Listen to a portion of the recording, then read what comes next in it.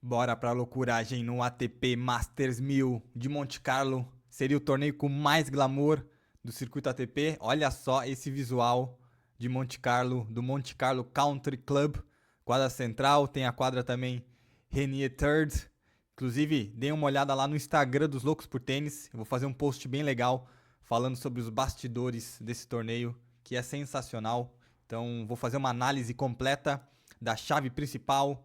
Temos a volta do Saibro, a volta da temporada de Saibro europeia, que começou essa semana, né, com Marrakech e também com Houston, mas o torneio principal, que é realmente a volta do circuito ATP ao Saibro europeu, é o Rolex Monte Carlo Masters, e eu vou analisar a chave com vocês.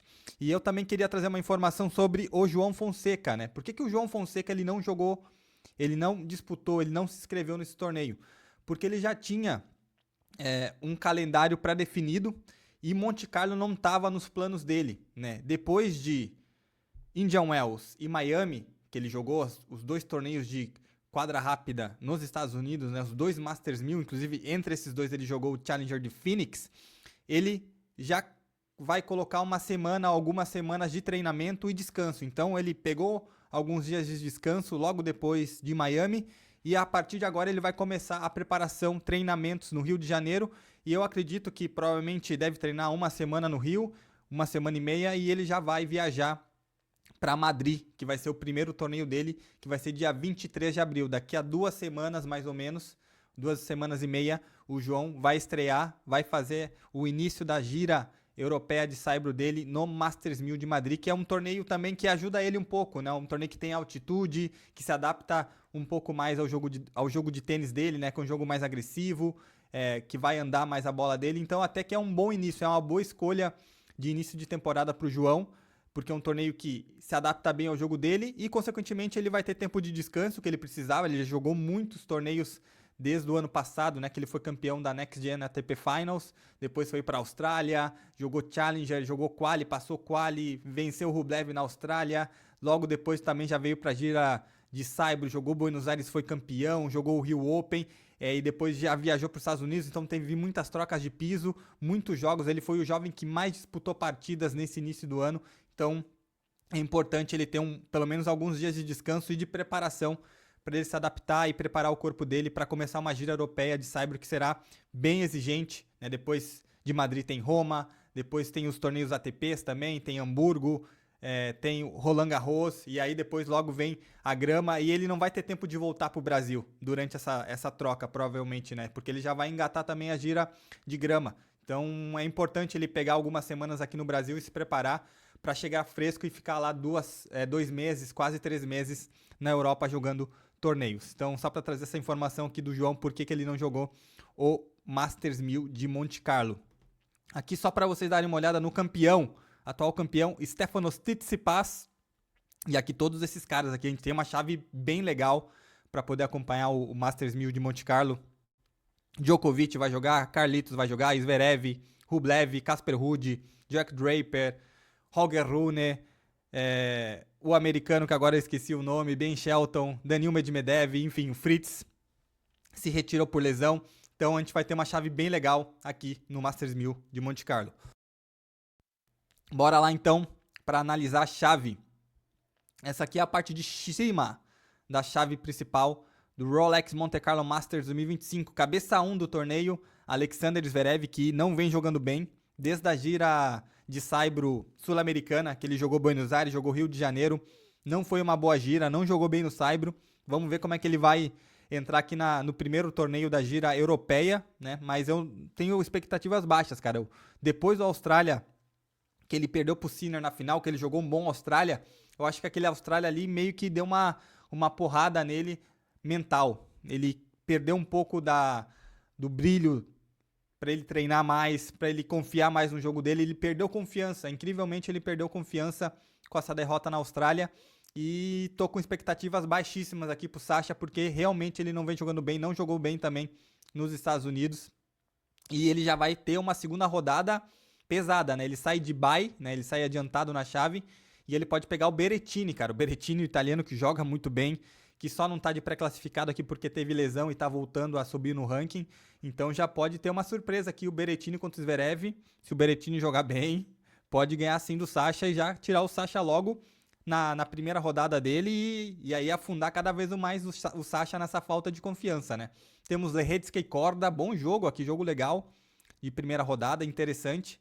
Os dois gostam mais de jogar na quadra rápida, mas também se adaptam bem. Lorenzo Musetti, cabeça 13, também tem expectativas boas pro Lorenzo, ele joga bem no Saibro, é uma temporada que ele soma muitos pontos.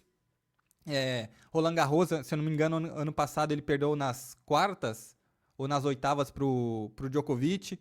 Então, vamos ver se o Musetti consegue finalmente chegar numa final de um Masters 1000 ou ganhar um ATP importante, ganhar um Barcelona, ganhar um torneio grande ou ir bem em Roland Garros, porque tênis ele tem, mas infelizmente talvez tênis para ser campeão ele não tem, tem outros jogadores que são melhores do que ele, né? A gente vai ver aqui inclusive na chave.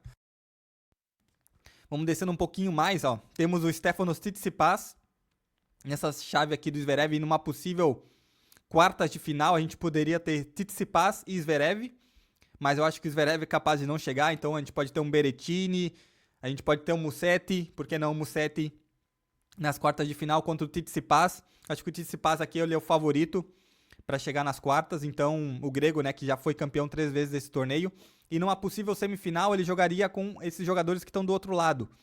Então o Djokovic side by, a gente pode ter um confronto aqui old school, com o Stan Wawrinka, que ganhou o Icar.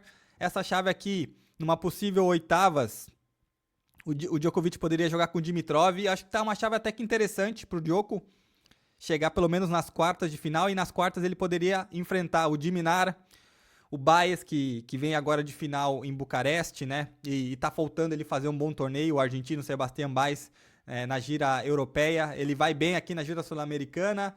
Ele vai bem nos torneios menores, mas nos torneios grandes, como é esse o Masters 1000, ele sempre dá uma patinada, não consegue jogar o melhor tênis. Então, eu tenho expectativas boas aqui também pro Baez, mas tem uma primeira rodada difícil também contra o Matia, que não vai ser fácil. Essa chave tá interessante aqui, porque tem o Khachanov também, que joga bem no Saibro, vai pegar o Medvedev, olho com o Khachanov. É um jogador que tem mais estilo de jogo de Saibro do que o Medvedev, então aqui a gente já pode também ver uma primeira surpresa. Cara, eu acho que um Khachanov pode surpreender aqui, um Khachanov, um Baez, um Diminar até pode ir bem também.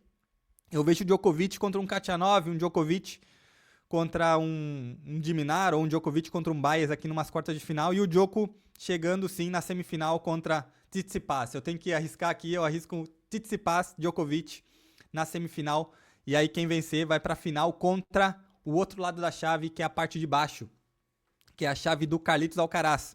O Carlitos side by, ele pode pegar logo na primeira rodada dele ou na segunda do Cerúndolo, Francisco Cerúndolo, o argentino, que jogou bem a gira americana de quadra rápida, chegou na final de Buenos Aires também, é um jogador que tá evoluindo, que tá crescendo, que tá num bom momento, então fiquem de olho no Fran Cerúndolo, porque o Carlitos também vem sofrendo, não tá jogando o melhor tênis dele, e já numa primeira rodada precisar enfrentar um jogador de Saibro que está bem adaptado nessas condições lentas de Monte Carlo, o Carlitos vai ter que jogar tênis. Se ele entrar um pouco desligado, ele pode sim perder para o Fran Cerúndolo. Mas tirando o Fran aqui, que é uma rodada difícil, indo mais para semifinal, quartas de final, eu acho que tá uma chave boa aqui pro Carlitos. Você poderia jogar com o Rublev numa possível quartas. Tem o Monfils, tem o Grixpo, tem o Arthur Fils. Eu acho que tá uma chave aqui que qualquer um pode chegar aqui na parte de cima com o Carlitos, que sim é o principal favorito aqui para chegar na semifinal. E ele poderia jogar contra quem nessa outra chave aqui, que tá uma chave um pouco mais... Não tem tantos jogadores especialistas de Saibro, né? Tirando o Rude, tem aqui o Draper, que não joga também no Saibro, Shapovalov, tem o Etcheverry, mas o Etcheverry também não tá jogando o melhor tênis. Tem o Ben Shelton, Tiafoe, jogadores que não jogam muito bem no Saibro. Então essa chave aqui tá bem aberta, qualquer um pode jogar. Eu acho que o grande favorito nela aqui é o Casper Ruud. É o Casper Ruud que é realmente um jogador que já fez final de Roland Garros, já venceu o Djokovic, inclusive aqui em Monte Carlo. Então acho que o Casper Ruud ele é o favorito para chegar numa possível semifinal desse outro lado da chave, podendo enfrentar o Carlitos Alcaraz, né, na semifinal. E quem vencer essa final jogaria contra o Djokovic, ou contra o Tsitsipas, ou contra o próprio Zverev, que é o cabeça 1 do torneio aqui de Monte Carlo. Então essa aqui foi a análise do torneio de Monte Carlo. Curtiram?